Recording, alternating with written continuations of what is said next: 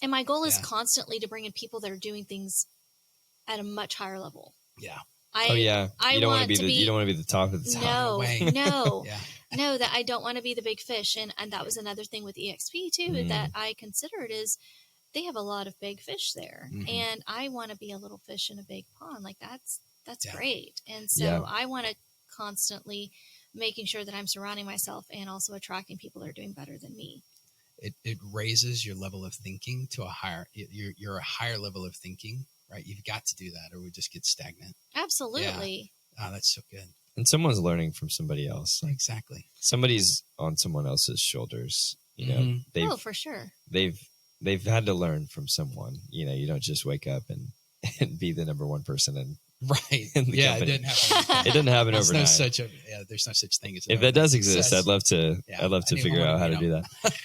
Well, So- that's really cool. No, I love that. It creates a culture where people are, feel welcome, and they also, teach the person that's under them. It seems like there's an expectation to kind of, share with others and train. And Oh, for sure. teach other people. And sometimes even in our network, there's an agent that's like, well, I don't do as much as you are. Okay, stop saying that, because I promise there's something I can learn from you. Right. Mm. And it doesn't have to be, I don't do as much as you. Don't start with that.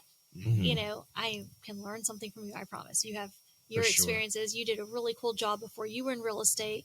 I'm sure that's helped, lead to your success in real estate. So, Wow. Well, and I think it's a reminder too of things that you need to do. Right. So sometimes maybe I find that I can forget, and it's a reminder. Oh gosh, yeah, that's right.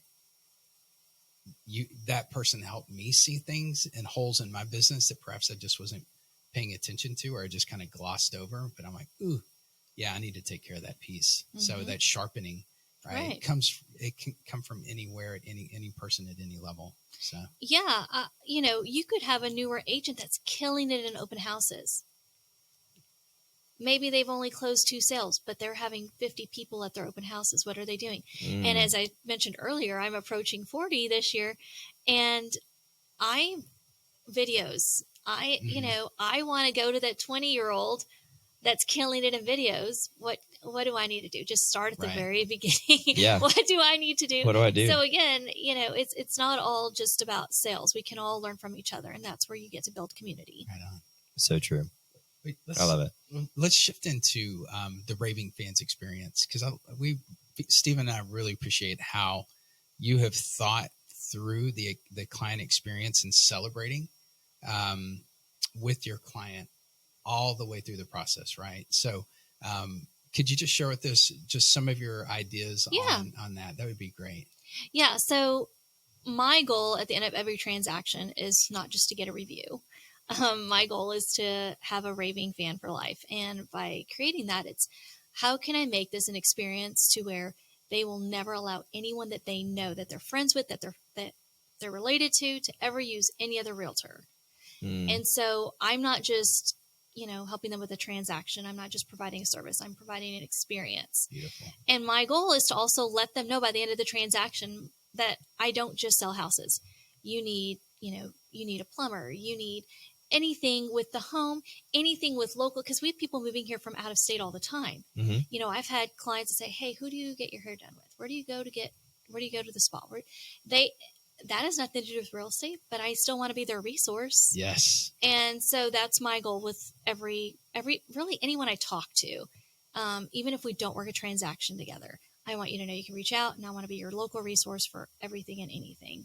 I also happen to sell houses. I also sell houses. Yes, I do sell houses too. But it's just thinking about them. What do people like celebrating themselves? So I want to celebrate people and let them know that there's milestones that we're going to be celebrating. So throughout the transaction, there's different points, right? As we know. So it could be when you get your contract, whether it's a buyer or a seller, when you go into escrow, that's a win. That's a celebration. Yeah. It's a milestone. What are we doing to celebrate it? Right. Right. But at the beginning, I have them fill out a client questionnaire. So I have all this information before we start looking at houses or before I list their house. And it's questions like, what's your favorite restaurant? What's your favorite, candy? What's your favorite hobby? What do you enjoy doing? What are your pets' names? How old are your kids? Favorite store to shop at?